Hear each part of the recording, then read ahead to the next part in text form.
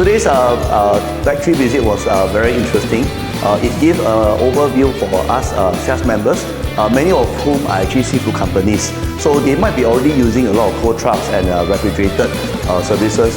I think by seeing the construction and the fabrication process of all the insulation panels for the insulator box on the truck, I think it gives people an understanding of how we maintain temperature control.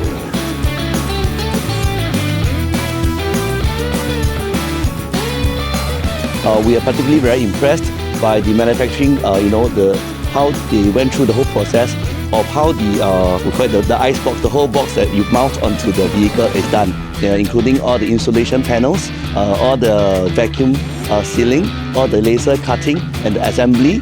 I think particularly we are also very thankful on the details that was explained to us by the professional team.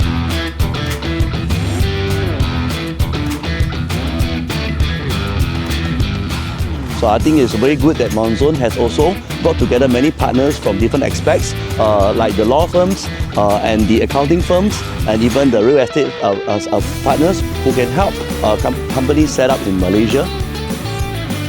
Our company can give professional advice in regards to laws and regulation in regards to cooperating with company in Malaysia. And I believe that from different fields, the collaboration will create more support to each other.